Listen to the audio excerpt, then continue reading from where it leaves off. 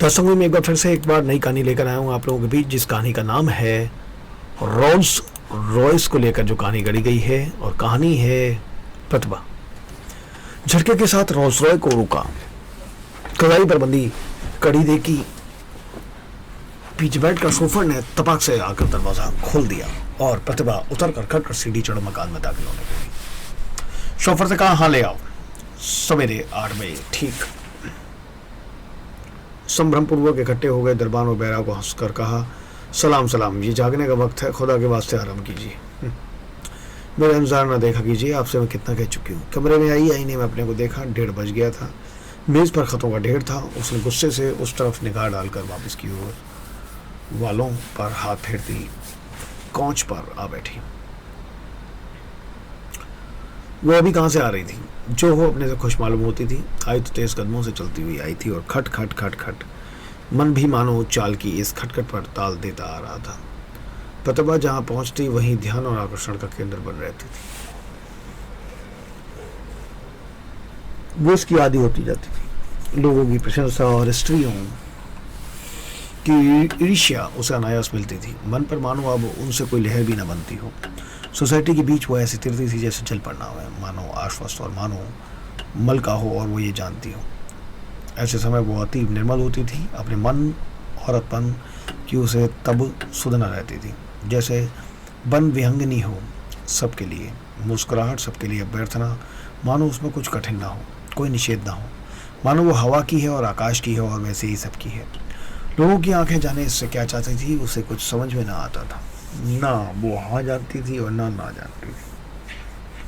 मानो स्वयं आनंद के लिए है और उससे जो चाहे वो पाले। दुनिया में नकार क्यों है और वो क्यों है? जो है वो सानंद क्यों ना हो? किसी से उसकी अनबन न थी, किसी के प्रति वो दुर्लभ न थी। दिन बिताने के बाद रात में कब आकर वो सो जाती, मानो पता न चलता था, और सवेरे उठने से लगाकर फिर उसकी मुस्कुराहट का दिन आरंभ हो जाता था, क्योंकि उसके अर्थी जन कम न थे। दिन भर फूल की नाई इस क्यारी और उस अटारी में वो खिलती फिरती और औरों के मन को प्रफुल्लित करती थी। इस प्रसन्नता के दान के काम में सवेरा कब शाम हो जाता, मानो उसका पता न रह पाता था। रात आने पर भी जल्दी उसको छुट्टी ना मिलती थी, न वो छुट्टी चाहती ही थी। आज ये पार्टी तो कल वो जश्न, आधी रात बीते कहीं लौट ना मिलता, तब वो आती और थोड़ी देर सिर को हाथों में थामे बैठी रहती और फिर तकिए पर गिरकर सो जाती। सो तो जाती पर सपने क्या लेती पता नहीं। आईने में देखकर बालों को उंगली से पीछे करते हुए काउच पर आ बैठी। अनमने भाव से मेल के खतों को ढेर से देखकर निगाह लौटा ली और फिर सहसा उठकर गई और एक एक खत को उठाकर उसका पता देखने लगी। देखती जाती और फेंकती जाती। एक भी खत उसने वहां नहीं खोला और सब अलग फेंक दिए। पर वो नाराज हो, खत से, अपने से, दुनिया से, सबसे नाराज हो। वापस मुड़, जूते खोल पैरों पर लेकर फिर से काउच पर आ बैठी। शॉल खींच कर टांगों पर ले लिया, पर लेटी नहीं और बैठी सामने कोने में जाने का देखती रही। 2 का समय होगा, जाग कहीं ना थी, बाहर सब सोया था, स्तब्ध सन्नाटा था। ऊपर खिड़की की राह रात के तारों से भरा आसमान का टुकड़ा देख सकता था। बस उसके पास कमरे में बिजली की रोशनी अपना सफ़ेद मुंह खोले जाग रही थी। रोशनी उसे बुरी मालूम हुई, मानो व्यंग हो, नग्नता हो, उघड़ाहट हो। अंधेरे आसमान के तले ये बिजली बेलाज होकर क्यों चमकती है? उसने बैठकर स्विच बंद कर दिया और घुप अंधेरा हो गया। अब ठीक है। बिस्तर पर आकर वो बैठ गई। कुछ नहीं दिखता था और वो कुछ नहीं देखना चाहती थी। अंधेरे में उसको सांत्वना थी। उजाले में तरह तरह के कपड़े चाहिए, बनावट चाहिए। उजले में सच कैसे जिए? सच वहाँ सांस नहीं ले सकता। उजले में आने को उसे आवरण चाहिए। अब अंधेरा है, ये ठीक है, अब सच सच हो सकता है। और मैं एक एक कर उसने अपने बदन के कपड़े उतारे और दूर अलग फर्श पर फेंक दिए। अब वो स्वयं होकर मानो ईश्वर के अंधेरे का अंग बन गई हो। इस बात ही वो अपने बिस्तर पर बैठी की बैठी रह गई। ओह, वो क्या चाहती है? जाने वो क्या चाहती है? क्या अपने तन को नीचे फेंकना चाहती है? ये गुलाब की पंखड़ियों के बीच उसी तन को लेकर सोना चाहती है? क्या उसका मन अशांत है या वो एकदम शांत है? दिन भर की लहरें इस समय कहाँ हैं? आदमियों की आंखें और उन आंखों की वासनाएं कहाँ हैं? वो चेहरे कहाँ हैं जो घिनौने और फिर भी हंसते हैं और जिनके सामने होकर हंसना ही होता है? वो नहीं है, सो अंधेरा ही सच है और उसमें ही उसे ढारस है। दिन के काम मानो खिलवाड़ थे, ये रात की गोद है। दिन मुंद सोया है, अब आसमान में तारे जगे हैं। तारे यानी देवता।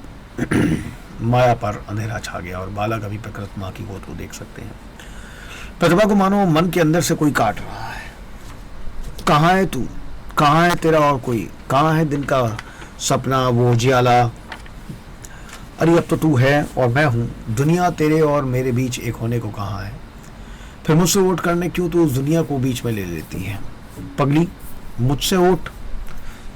तो प्रतिभा बिस्तर पर चारों ओर से कसकर भरे हुए अंधेरे का अंग बनी निरावरण गुमसुम बैठी है कि जाने क्या सुन रही है, क्या चाह रही है। बैठे बैठे उसने दोनों टांगों को समेट कर पास में लिया और उसे घुटनों पर दोनों हाथ रखकर उस अपनी हथेलियों में सिर टेक दिया। ऐसा वो क्या सुनती और वो क्या सोचती थी, अपने अंदर से वो क्या पाना चाहती थी।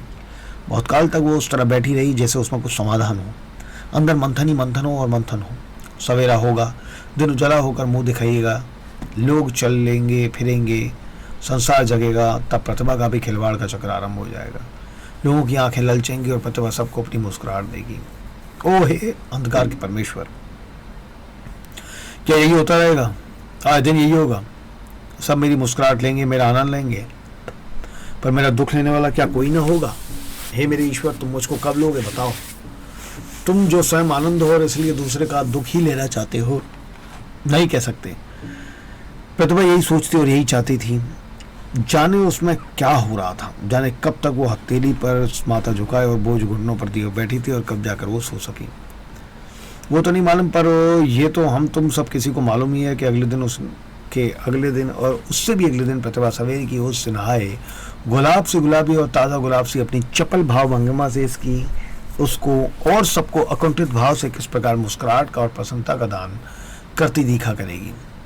यौवन है और तब तक क्या उस अमर भावना का मुक्त हस्तदान कुछ भी हो सकेगा? नहीं हो सकेगा। और इस अभिशाप का ही वरदान के रूप में वो जगत को प्रतिदान देती रहेगी। और यही है प्रतिभा।